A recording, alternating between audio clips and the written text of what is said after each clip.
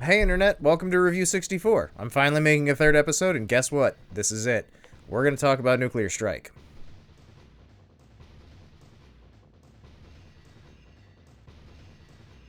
That's right, Nuclear Strike. I sort of alluded to this game in the last review I did, and so a year later, I'm finally getting back to it. Nuclear Strike is the fifth game in the Strike series. In order, the games are Desert Strike, Return to the Gulf, Jungle Strike, Urban Strike, Soviet Strike, and finally, Nuclear Strike.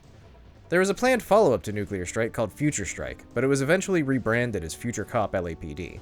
They probably rebranded it because instead of focusing on flying a helicopter, you focused on piloting a mech the entire time. It was pretty different.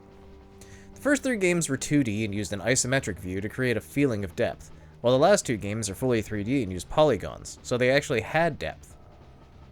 Soviet Strike and Nuclear Strike share a game engine, but a lot of improvements were implemented between the two games, meaning Nuclear Strike is near universally better received. While both games had full motion videos, Nuclear Strike had a much better frame rate. And we're going to talk about those full motion videos, because they are schlocky in the best way possible. But before we get into the videos, let's talk about how the game is played. The games are played in a top-down view that can cause a little trouble at times with your aim. The weapon loadout can be customized before you begin each mission, but by default you carry 4 different weapons on your chopper. The primary weapon is a machine gun, but you'll also have rockets, regular missiles, and wingtip missiles. Some special weapons can also be found throughout the game, including a really cool cannon. There's also different vehicles to use that are scattered around. I had a lot of fun with the Harrier jet, but there's also M1 Abrams tanks, T-90 tanks, a hovercraft, and more, totaling up to more than 10 unique vehicles. You focus mostly on fighting ground and water-based targets, though enemy choppers do show up in later missions. You also get to do a little bit of strategy later on in the game. You'll be able to shuffle troops around some battlefields to help you out, as well as commanding artillery barrages. One thing that sort of goes against this game is how obscure some of the controls can be. That is, if you don't read the manual first. I didn't know until after I'd finished my first playthrough that you can enable and disable different targeting reticles for each of your weapons. It really is very helpful to be able to target things. Let's check out the HUD real quick. Starting on the left, you've got your fuel, armor, the number of people you've picked up in your chopper, and the number of lives you have left. On the right side, you have your ammo, starting with machine guns followed by rockets, missiles, and wingtip missiles. At the top of the screen is the compass, and this is crucial to success in Nuclear Strike. The other important key to success is the map screen. The map screen leads you to what's important. Without it, you'd just be wandering these wide open levels to figure out what you need to do next. You can select the next mission objective, you can get a count of each kind of enemy still on the map as well as their locations, you can locate fuel, ammo, health, and everything else that you'd need around the map. You can also select which item you need right now and fly directly to it using the compass. One thing to note, if you dig into the menu, is that if you have the N64 expansion pack installed, you can choose a higher resolution mode. You can also swap out the controller pack for a rumble pack before each mission, if you've got to have that little tingle in your fingertips. Overall, I'd say the quality of the graphics is good. They avoid the N64's penchant for fog by limiting how far you can see. That's the big advantage of top-down viewpoint. It limits how much can be on screen, so there's not a ton of slowdown or graphics loading into the background. Overall, Nuclear Strike follows in the tradition of Strike games, in that it's a pretty difficult game. While not unbeatable, you'll definitely benefit from keeping the strategy guide nearby. While the guide is written for the PlayStation version, it'll prove just as valuable for the N64 version. There's also a guide online that I used, and I'll link it down below. Alright, now we know how the game is played, let's talk about what's going on. Let's check out the story. To start with, we're going to look at the manual. The plot of the game focuses on an ex-KGB, ex-CIA super spy operative named Lamond. He's stolen a nuclear device. It's your job as a strike operative to fly your chopper into Indochine, a Southeast Asian country, and stop him from using it at all costs. At your back, you've got a commander named Earl who loves to spike camera and then look down while finishing his sentences, a quote-unquote news reporter who spreads propaganda for you named Andrea, and my favorite character in the entire game, Hack. He's a hacker. He sits in a spinny chair and has the dumbest glasses I've ever seen. He's excellent. Along the way you meet Naja, who's a local guerrilla leader, and the character with the dumbest name in any game ever, Harding Cash. His nickname is Cold. His name is Cold Harding Cash. I don't have anything else to say about him. Here's where you can jump to if you want to avoid some spoilers for this game that came out several decades ago. The game has a pretty good focus on its story and flows well from mission to mission. It starts in Indochine, but before you know it, you're whisked away to the South China Sea to blow up some choppers and boats before moving on to potentially start World War III in Pyongyang. After some things happen. So hey, how's it going? Future me. Currently editing the video. Realized something sort of important. So you know how I said earlier on that there are some changes between the PlayStation version and the N64 version. In the PlayStation version, you get this scene.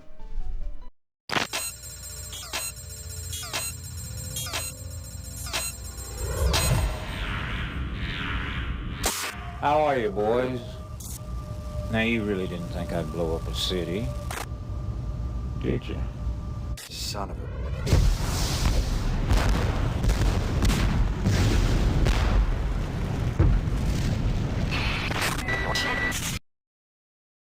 A massive explosion rocked central Pyongyang just minutes ago.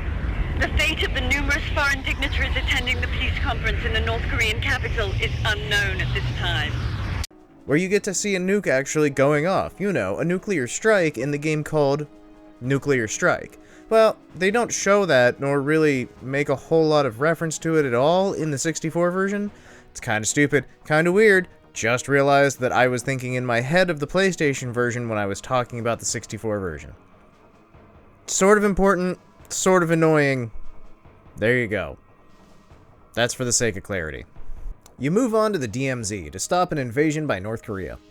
Once you put the kibosh on that, it's time to track down Lamond in Siberia, where he's holed up in a reinforced fortress, absolutely covered in guns.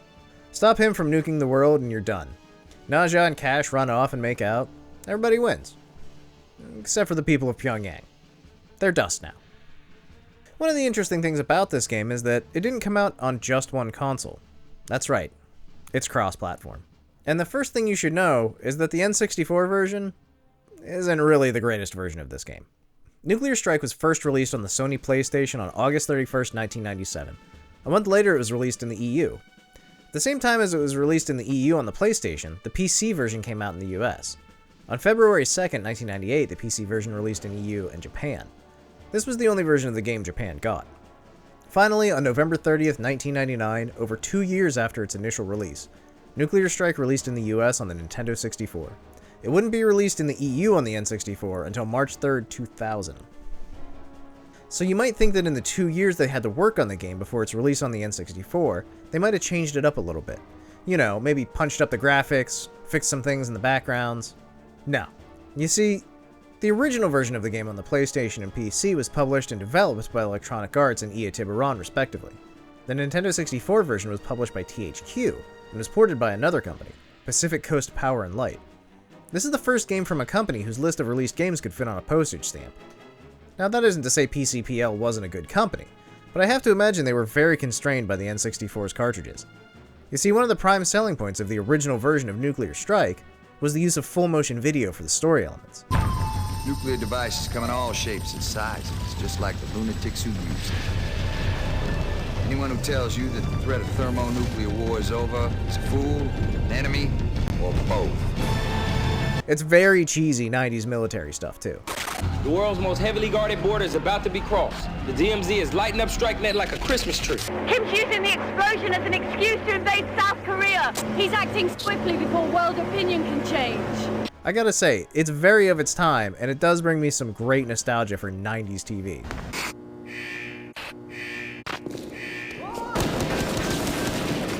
Whoa, slow up, homie. Just flip the switch. But I'll let you in on a little secret. Video like that takes up a lot of space. And the Nintendo 64 carts didn't have a lot of space. There's tons of videos here. Multiple videos per mission on the PlayStation and on the PC. And they're all just missing from the N64 version. So when you compare the games side by side, you're going to see a huge difference. So we should probably do just that, right?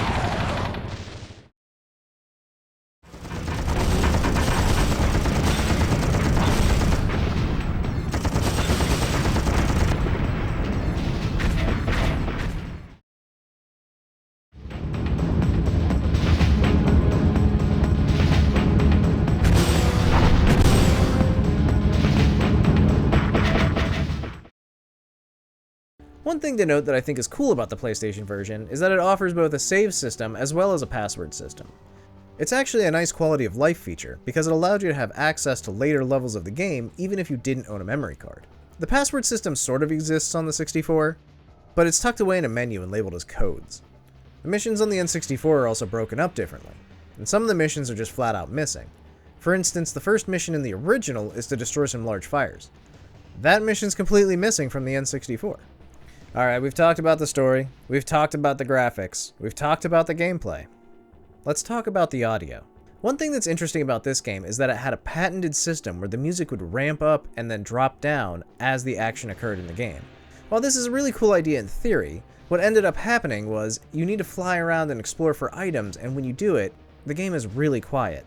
There's essentially no music unless you're fighting. Overall, the soundtrack is interesting. It's obviously militaristic stuff and a lot of marching influence, but it's also got some driving bass, and because it's on the N64, it's all very synthetic sounding. It gives a very specific Nintendo 64 soundscape to it, and I'm sure we all know what that is now. Another thing that I thought was interesting is that if you go on YouTube, you can find a channel run by the original composer for the soundtrack. They've posted all of the music for free for anyone to listen to, so check it out. The sound effects are good, but not spectacular. They're not exactly punchy. The voices are a bit grainy and crushed, but it's a cartridge game, so that's sort of to be expected. There's also a good amount of rock influence, and it all sort of combines into being interesting and good, though I won't be listening to any of these songs outside of playing the game. Alright, let's look at some of the other cool stuff that I found about this game real quick. One of the cooler things I picked up was the strategy guide. It's really helpful and obviously has a lot of great ways to find your way through the missions. It's specifically for the PlayStation version, but as I said earlier, it works for all the versions. There's also some really interesting interviews in the back of the strategy guide. Why don't we take a look at some of the reviews from the time. Next Gen Magazine had an overall really favorable review of Nuclear Strike 64. They give it 4 out of 5 stars. They claim it's the best of the Strike series, and that's pretty easy to see. They praise the number of vehicles you get to control, how tight the controls are, and how good the port is from the PlayStation version. They do say that everything's a little bit fuzzy though. GamePro had some mixed reviews, but overall they liked it. They praise the fact that the explosions are bigger, though they do say they're not exactly knock your socks off quality. Here's a couple previews from GamePro, the first one from September and the second one from November. And of course when the game did come out, we got some ads, so here's a print ad that I managed to find. One of the cool things about the PlayStation version as well is the fact that because it's a PlayStation version, you can buy it digitally on PS3, and then if you have a Vita, you can play it on the Vita. So here's what that looks like.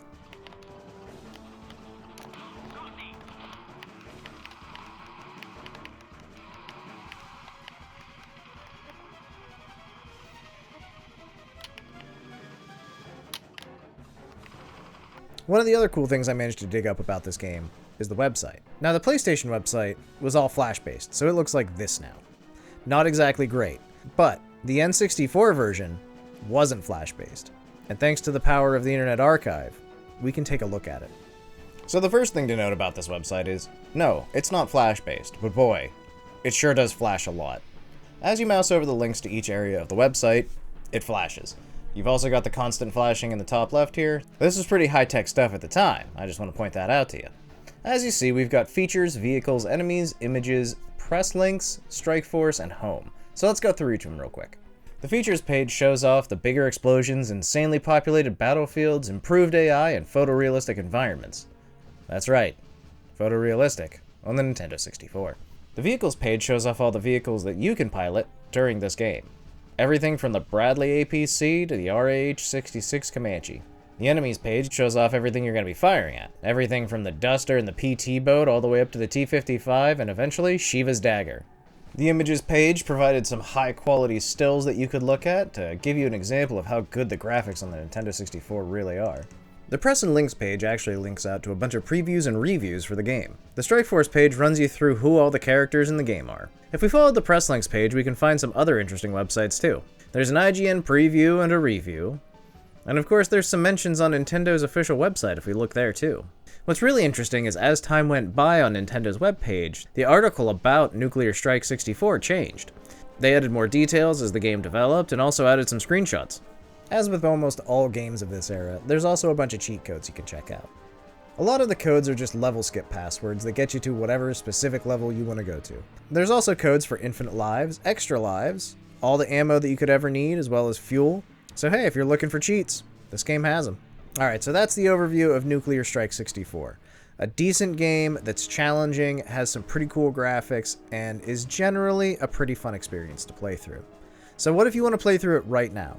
Well, if you have a Nintendo 64 and you want to pick up a cartridge, it's about $12 to pick up just a loose cartridge of the game. It hasn't retained a lot of its value, and that's mostly because it's not one of those standout games that everybody looks for, and it's also not exceptionally rare. It's worth picking up and playing, in my opinion, because frankly you can get it at a really good price, and honestly, it's worth the money. Back when it originally came out, it was $50, so keep that in mind.